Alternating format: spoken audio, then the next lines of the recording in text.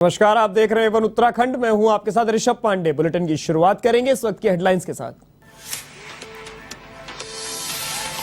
मुख्यमंत्री पुष्कर सिंह धामी की सौगात जॉली ग्रांट एयरपोर्ट से देहरादून, अल्मोड़ा, पिथौरागढ़ हेली सेवा का किया फ्लैग ऑफ। कहा, हेली सेवा उत्तराखंड में एयर कनेक्टिविटी को बढ़ाने में निभाएगी महत्वपूर्ण भूमिका।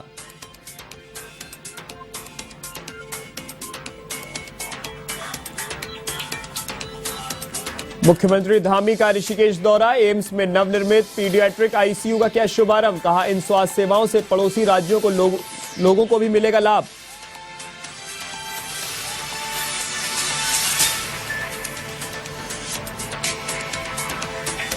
यूके SSSC पेपर लीक मामले में मुख्यमंत्री धामी की जीरो टॉलरेंस कार्रवाई का दिखा असर। एसटीएफ ने पंतनगर विश्वविद्यालय के रिटायर्ड एईओ को किया गिरफ्तार। अब तक 23 लोग हिरासत में।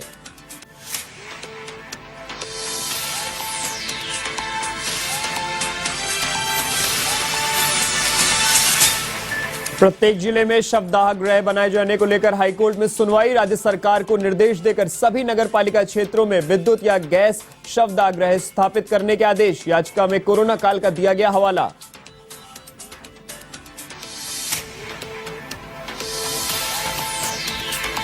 हरिद्वार के राजाजी टाइगर रिजर्व पार्क की भूमि से जुड़ा मामला। दुकान को किराए पर देकर रकम वसूलने को लेकर मनसा देवी मंदिर ट्रस्ट के 3 लोगों के खिलाफ मुकदमा दर्ज। कोर्ट में दिया गया था प्रार्थना पत्र।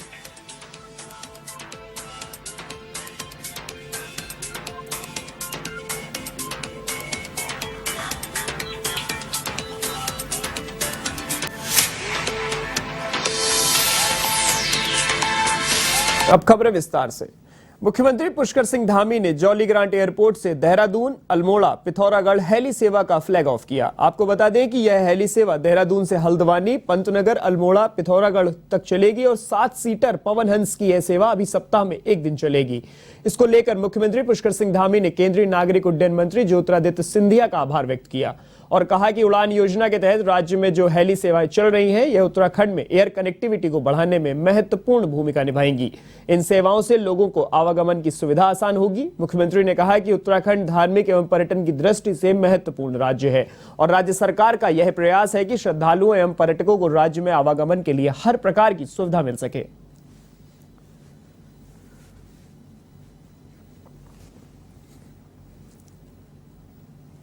भारत सरकार के हमारे नागरिक उड्डयन मंत्री ज्योतिरादित्य सिंधिया जी का धन्यवाद करता हूँ कि अभी पिछले दिनों मैंने उनसे भेंट की थी और उनसे अनुरोध किया था कि पवन हंस की एक तो सेवा हमारे यहाँ पर नियमित जो भी तय हुआ है नियमित सेवा हो। उन्होंने पूरा हमको आश्वासन दिया कि हम नियमित सेवा यहाँ पर चलाएँगे। इसके साथ साथ हमारे अनुरोध पर उन्होंने अल्मोड़ा भी चूँकि इसमें जोड़ना था। पहले देहरादून से पंतनगर और पंतनगर से पिथौरागढ़ था। अब इस सेवा को देहरादून, पंतनगर, अल्मोड़ा और पिथौरागढ़ इस तरीके से किया जा रहा है। मैं इसके लिए उनका बहुत धन्यवाद करता हूँ। हमारे पवन हंस कंपनी का भी, वो जो काफ़ी समय से यहाँ पर सेवाएं दे रही हैं, उनका भी मैं धन्यवाद और शुभकामनाएँ देता हूँ कि ये सेवा हमारे लिए उत्तराखंड के लिए एक मील का पत्थर साबित होगी।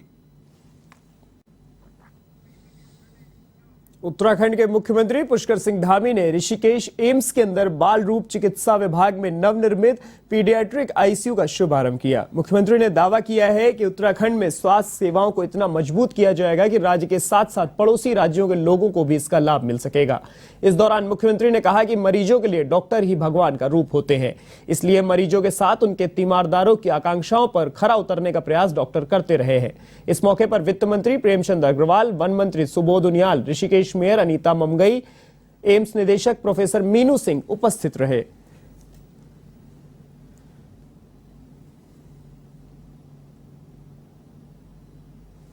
हमारे देश के यशस्वी प्रधानमंत्री मोदी जी के प्रधानमंत्री बनने के बाद देश के अंदर स्वास्थ्य सेवाओं में लगातार बढ़ोतरी हुई है। काफ़ी गुना एम्स भी बढ़े हैं, काफ़ी चीज़ें हुई हैं। वहीं एम्स ऋषिकेश हमारा आज यहाँ पर पीकू बेड, छोटे बच्चों के लिए आईसीयू बेड का जो यहाँ पर आज उद्घाटन हुआ है, उससे लगभग हमारे पूरे उत्तराखंड समेत आसपास के क्षेत्र के सभी लोगों को इसका सेवा का अवसर मिलेगा। इसके साथ साथ पिछले दिनों हम लोगों ने हमारी कैबिनेट में उधम सिंह नगर दूसरा जो एम्स खुल रहा है हमारा कुमाऊं क्षेत्र का, उसके लिए भी ज़मीन आवंटित कर दी है।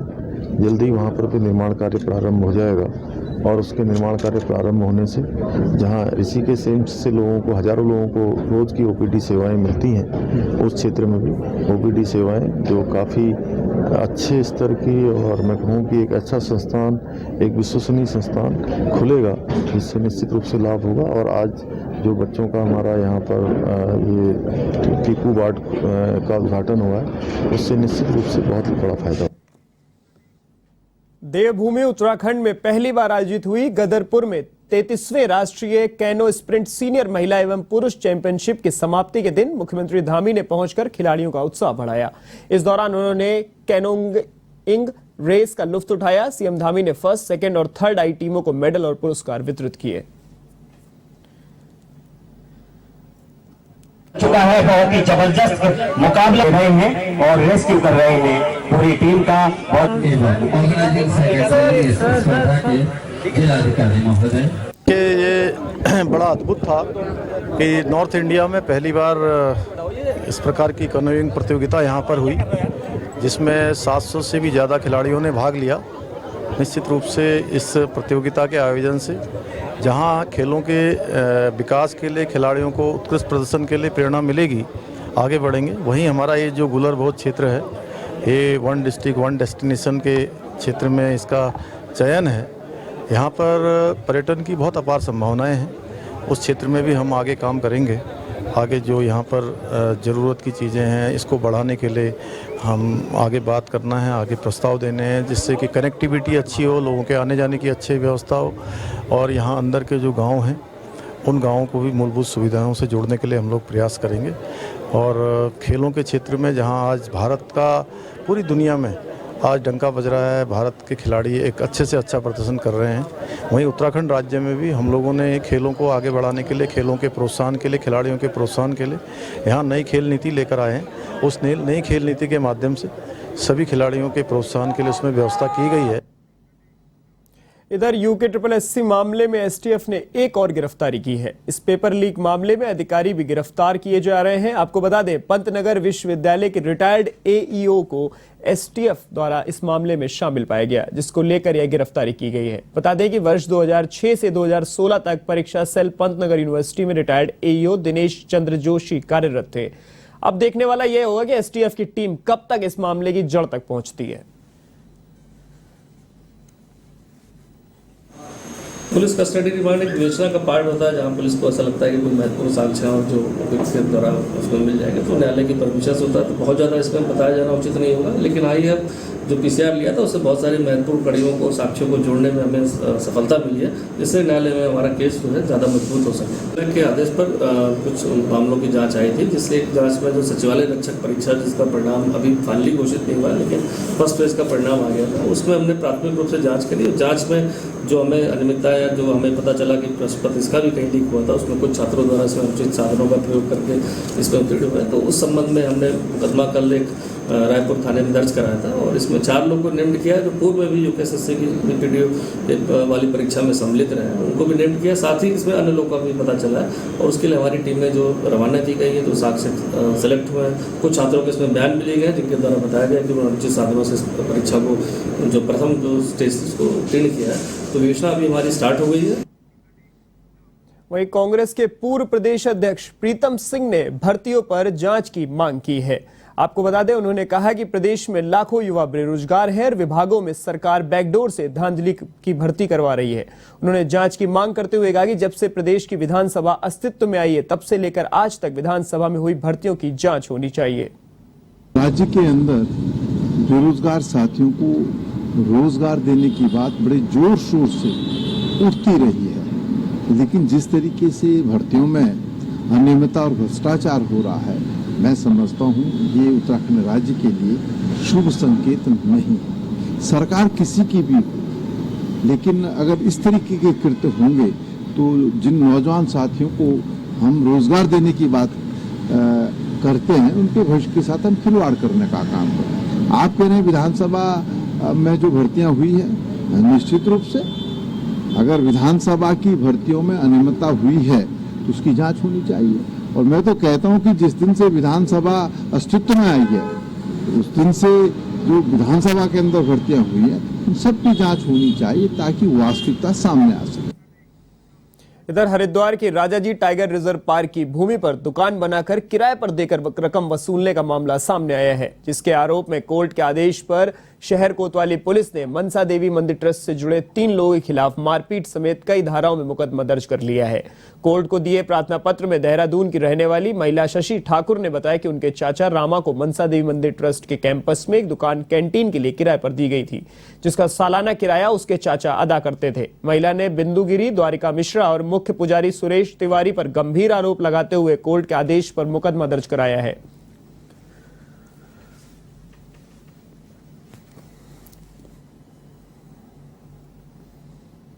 आप 19 में जो है मनसा देवी मंदिर का मैं प्रेसिडेंट बना हूं। और ये जो दुकानों की वाली बात है, दुकान जो है 1940 की बनी है, आज की नहीं बनी है, आज़ादी से पहले की दुकानें बनी है। और जब नगर निगम यहाँ था 1960 में उनके पास नगर निगम की रसीदें हैं। इसमें मेरा क्या दोष है? इसमें हमारा क्या दोष है? बस दोष ये है कि वो देखते मनसा देवी मंदिर है और बाबा को फंसाएंगे, बाबा से पैसा लेंगे, ये उनका काम है। देखिए, ये अभी 156(3) में हमें न्यायालय का आदेश प्राप्त हुआ था, जिसमें मनसा देवी ट्रस्ट के कुछ लोगों के ऊपर मुकदमा पंजीकृत हुआ है। ये जिन लोगों पे आरोप लगाया गया था, जिन्होंने घटना कारित करी है, 4 अप्रैल की घटना थी, जिसमें मुख्य पुजारी सुरेश तिवारी, अपना बिंदु गिरी और अपना द्वारिका मिश्रा जी पे मुकदमा पंजीकृत हुआ है। धारा 447, 323, 54, 56 में पंजीकृत किया गया। उत्तराखंड हाईकोर्ट ने राज्य के प्रत्येक जिले में शवदाह बनाए जाने को लेकर दायर जनहित याचिका पर सुनवाई की और राज्य सरकार को निर्देश दिए हैं कि प्रदेश के सभी नगर पालिका परिक्षेत्रों में 6 महीने के भीतर एक विद्युत या गैस शवदाह स्थापित करें और इसकी प्रगति रिपोर्ट हर महीने कोर्ट में पेश करें। ईश्वर चंद्र वर्मा ने जनहित याचिका दायर कर कहा था कि कोरोना के समय हरिद्वार में शवों का दाह संस्कार करने के लिए पर्याप्त सुविधाएं उपलब्ध नहीं हो पा रही थी, जिसकी वजह से शमशान घाटों में शवों का अध जलाकर छोड़ दिया जाता था।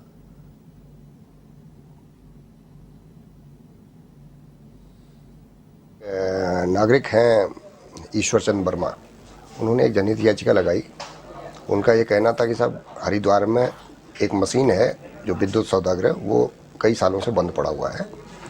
ये मशीन ये लगाया गया था कोविड काल में। उनका कहना था कि साहब कोविड से मरे हुए लोगों की डेड बॉडियाँ मशीन में जलनी चाहिए विद्युत सौदागर में। उसके साथ ही उन्होंने ये भी कहा कि ये सुविधा उत्तराखंड के हर जिले में होनी चाहिए। उनका कहना था जनहित याचिका के द्वारा कि एक तो इससे पैसे बचते हैं आदमी के, विद्युत सौदागर में एक डेड बॉडी जलने में लगभग 500 रुपये लगता है, वहीं ट्रेडिशनल तरीके से जलाने में लगभग 3000 रुपये लगते हैं।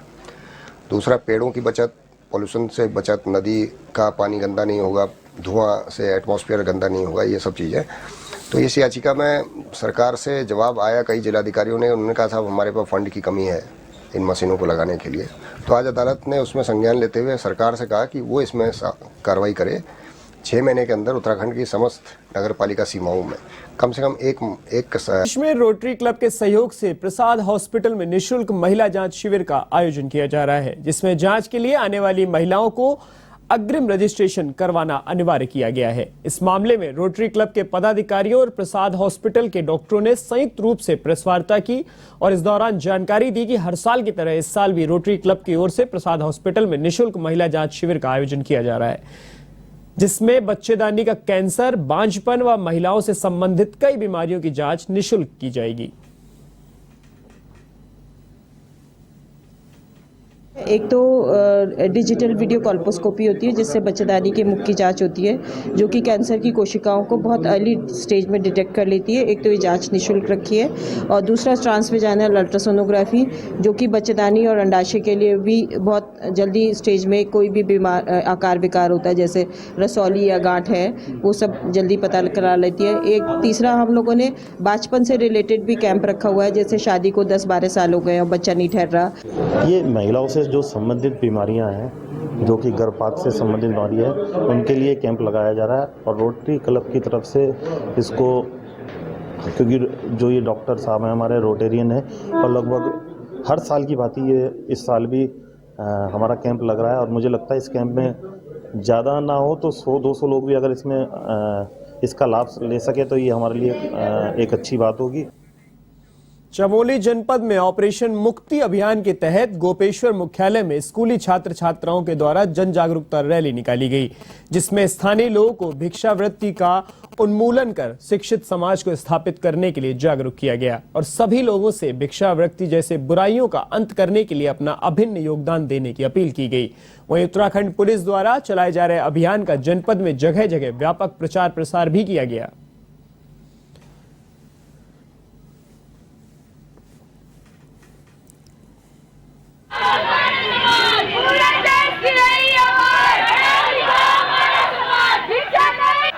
ऑपरेशन मुक्ति हमारे डीजीपी सर द्वारा चलाई गई एक मुहिम है जिसको समय समय पर उत्तराखंड पुलिस द्वारा चलाया जाता है।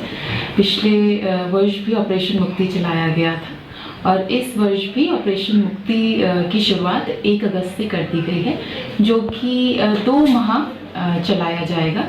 इसमें सिर्फ पुलिस विभाग ही नहीं परंतु बहुत सारे विभागों के द्वारा एक इंटीग्रेटेड ड्राइव चलाई जाएगी, जिसमें वह बच्चे जो भिक्षावृत्ति में लिप्त हैं, जो स्कूल नहीं जा पा रहे हैं किन्हीं कारणों के द्वारा, जो चाइल्ड लेबर में लिप्त हैं, ढाबों होटलों में, कहीं इंडस्ट्रीज में, वर्किंग लेबर साइट्स पे जो काम कर रहे हैं बच्चे और स्कूलों से और एजुकेशन से वंचित हैं, उनको फाइनली स्कूल तक पहुंचाने की एक मुहिम है। इधर रुड़की के पिरान कलियर में दरगाह साबिर पाक के सालाना उर्स मेले को लेकर प्रशासन ने कमर कस ली है, जिसके मद्देनजर प्रशासनिक अधिकारी तैयारियों में जुट गए हैं। वहीं बिजली, पानी, शौचालय, पार्किंग की व्यवस्था के मद्देनजर संबंधित अधिकारियों को निर्देशित किया गया है और बाहर से आने वाले जायरीनों को लेकर भी खास तैयारियां की जा रही हैं। साथ ही अतिक्रमणकारियों द्वारा किए गए अतिक्रमण को लेकर प्रशासन की ओर से हटवाने का कार्य जारी है।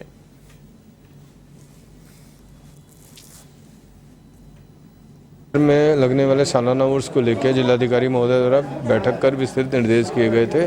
उसके क्रम में आज उसके क्रम में यहाँ तहसील में भी एक बैठक की गई थी, जिसके संबंध में विभिन्न विभागों को विस्तृत निर्देश दे दिए गए हैं, जिसमें निर्माण से संबंधित, सफाई से संबंधित, पानी, पेयजल व्यवस्था, जायरीनों के रुकने की व्यवस्था, समस्त कार्य शुरू कराने के आदेश किए गए हैं। उसके टेंडर किए जा रहे हैं और हमें उम्मीद है समस्त कार्य 15 सितंबर तक पूरे कर लिए जाएंगे। के मामले में ये कहना है कि अतिक्रमण चिन्हित किया गया है। आज टीम गई है 3 बजे से उसको हटाने के लिए, उस पर कार्रवाई चल रही है और शीघ्र ही अतिक्रमण मुक्त करा लिया जाएगा। अतिक्रमण जब तक नहीं पूरा हट नहीं जाता तब तक ये कार्रवाई चलेगी। नारी शक्ति को बढ़ावा देने और सनातन धर्म के प्रचार प्रसार के लिए निरंजनी अखाड़े में एक और महिला संत को महामंडलेश्वर बनाया गया है। आपको बता दें, केंद्रीय राज्य मंत्री साध्वी निरंजन ज्योति और अन्नपूर्णा भारती जैसी कई महिला संत निरंजनी अखाड़े की महामंडलेश्वर हैं, जिसके बाद हरिद्वार की निरंजनी अखाड़े में असम की रहने वाली साध्वी संजना नंदगिरी को विधि विधान से अखाड़े की महामंडलेश्वर पद पर पदाभिषेक किया गया। इस दौरान महंत रविंद्र पुरी ने कहा कि सनातन परंपरा को आगे बढ़ाने के उद्देश्य से मातृशक्ति को निरंजनी अखाड़े में शामिल किया गया है।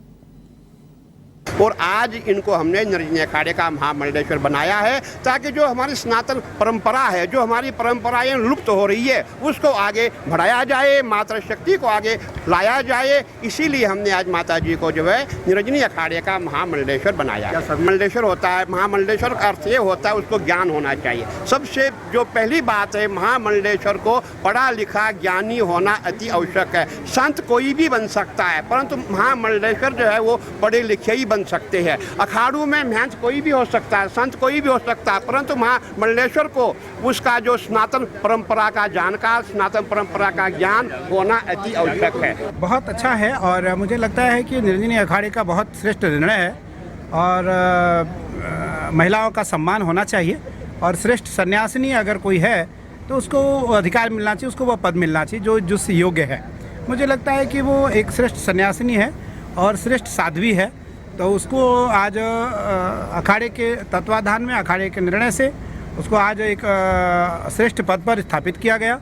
और मैंने उसे आग्रह किया कि भविष्य में संन्यास परंपरा का ध्यान रहे, परंपराओं का ध्यान रहे, राष्ट्र धर्म का ध्यान रहे और हमारी किसी भी परिस्थिति में संन्यास धर्म खराब ना हो पाए।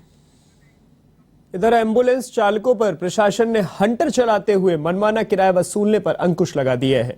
परिवहन विभाग ने एम्बुलेंस से मरीजों को एक स्थान से दूसरे स्थान तक ले जाने के लिए किराए की दरों को निर्धारित कर दिया है। साथ ही विभाग ने सख्त निर्देश भी दिए हैं कि यदि किसी भी तीमारदार या मरीज से निर्धारित किराए से ज्यादा पैसा वसूलेंगे तो उनके खिलाफ सख्त कार्रवाई अमल में लाई जाएगी। उत्तराखंड में एम्बुलेंस वाहनों के लिए जो है किराया निर्धारित कर दिया गया है। इसमें पहले कैटेगरी में नॉन एसी एम्बुलेंस है जिनका किराया 800 रुपये 15 किलोमीटर के लिए निर्धारित किया गया है 1 घंटा के लिए, और इसके अलावा 15 किलोमीटर से अधिक दूरी हेतु 18 रुपये प्रति किलोमीटर किराया लिया जा सकेगा, और प्रतीक्षा अवधि 1 घंटे के पश्चात प्रति घंटे 200 रुपये चार्ज देना पड़ेगा। निर्धारित किराया दरों से अधिक किराया वसूल किए जाने पर एम्बुलेंस संचालक के विरुद्ध मोटर वाहन अधिनियम 1988 की धारा 179 एवं अन्य सुसंगत धाराओं के अंतर्गत कठोर कार्रवाई की है। कुमाऊं विश्वविद्यालय नैनीताल द्वारा छात्र छात्राओं के परीक्षा परिणाम जारी करने के बाद एक नया विवाद सामने आया है। राजकीय स्नातकोत्तर महाविद्यालय बागेश्वर के दर्जनों छात्रों ने परीक्षा नियंत्रणकर्ता पर अंक तालिका पर गड़बड़ी करने का आरोप लगाया और आक्रोश भी व्यक्त किया। कुमाऊं विश्वविद्यालय नैनीताल के कुलपति का पुतला भी फूंका गया।